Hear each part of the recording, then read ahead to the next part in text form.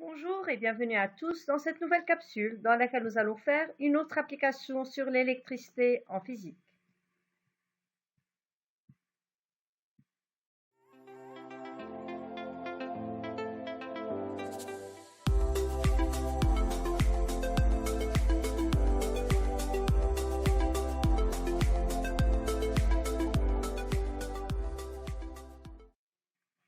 Dans cette application, nous avons une lampe portant les inscriptions 6 watts, 12 volts et qui est assimilée à un conducteur ohmique de résistance petit r. Voilà les différentes questions auxquelles nous allons répondre par la suite. Prenez un peu de temps pour les lire et commencez à penser comment faut-il les résoudre.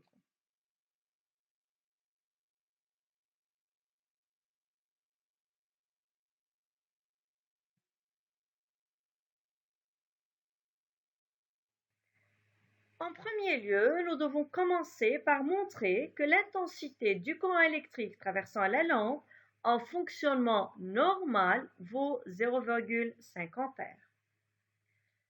Pour trouver cette valeur-là, utilisons la formule qu'on a déjà apprise dans la capsule précédente, celle de la puissance et de l'énergie. P égale U fois I.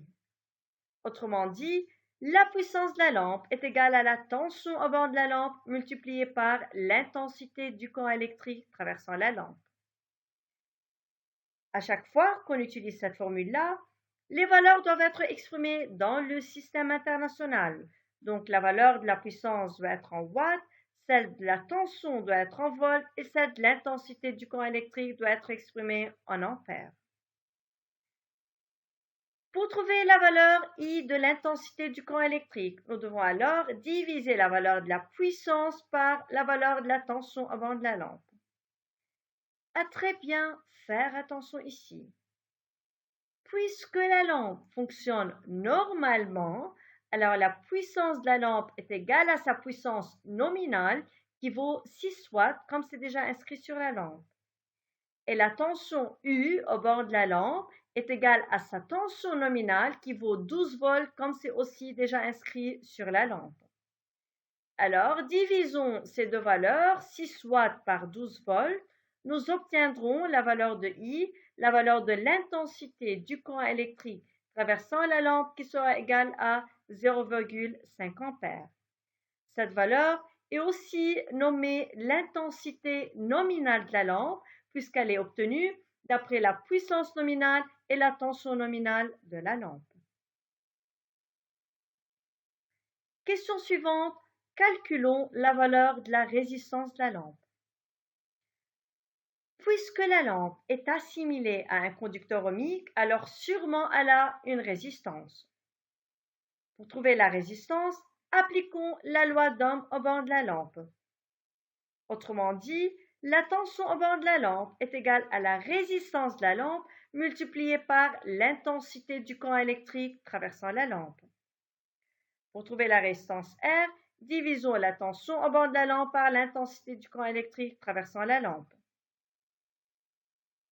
Puisque la lampe fonctionne normalement, alors la tension au bord de la lampe est égale à sa tension nominale qui est égale à 12 volts et l'intensité du courant électrique traversant la lampe, nous venons de calculer cette valeur-là qui est de 0,5 A. Divisons donc 12 volts par 0,5 A, nous obtiendrons la valeur de la résistance qui est de 24 ohms.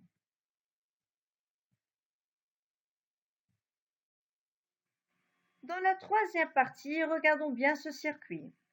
La lampe L est maintenant placée dans un circuit électrique comme le montre la figure. Les conducteurs ohmiques R1 et R2 ont pour résistance respective R1 est égal à 10 ohms et R2 est égal à 20 ohms. L'ampèremètre A est de résistance négligeable, affiche 0,1 A. La question est la suivante. Il faut calculer la valeur de la tension U1 au bord de R1. Pour trouver la valeur de cette tension-là, nous allons appliquer la loi d'Ohm au bord de R1. Alors, la tension au bord de R1 est égale à la résistance R1 multipliée par l'intensité du courant électrique traversant R1. R1 est déjà connu, c'est déjà donné au début de cette partie-là, c'est de 10 ohms. Quelle est maintenant la valeur de I1? Puisque la résistance R1 est branchée en série avec l'ampèremètre qui affiche une valeur égale à 0,1 ampère, alors l'intensité du courant électrique traversant la résistance R1 est aussi de 0,1 ampère, d'après la loi d'unicité de l'intensité en série. Alors multiplions 10 ohms par 0,1 ampère, nous obtiendrons la valeur de la tension en bande de R1 qui est de 1 volt.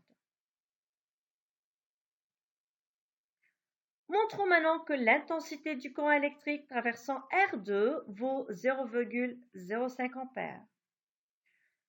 Pour trouver cette valeur-là, appliquons maintenant la loi d'Ohm mais aux bornes de R2. Alors la tension aux bornes de R2 est égale à la résistance R2 multipliée par l'intensité du courant électrique traversant R2. À très bien faire attention. La tension électrique aux bornes de R2 est égale à la tension électrique aux bornes de R1 puisque ces deux conducteurs ohmiques sont branchés en dérivation, alors ils vont avoir la même tension d'après la loi d'unicité de la tension en dérivation. Alors U2 sera égal à U1 qui est égal à 1 volt.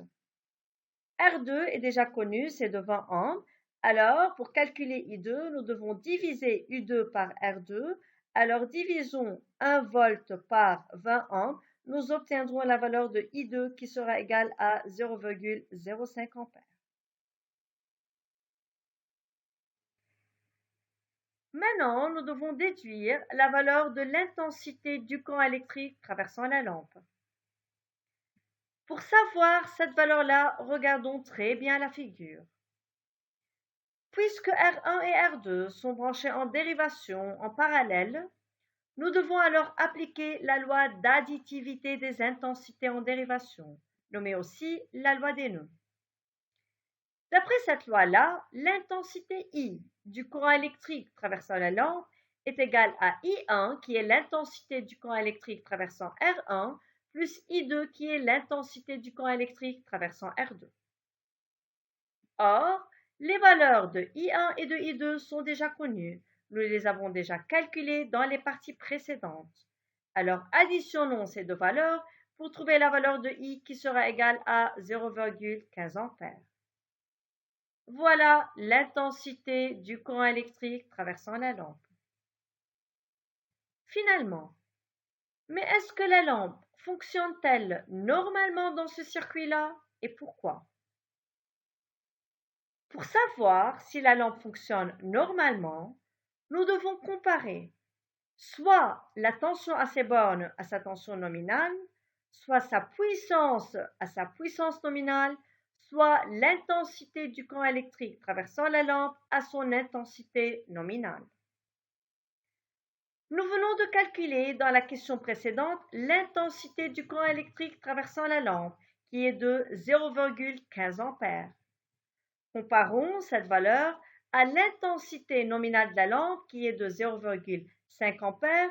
Nous pouvons tout simplement dire que sûrement la lampe ne va pas fonctionner normalement puisque l'intensité du courant électrique traversant la lampe est différente de son intensité nominale.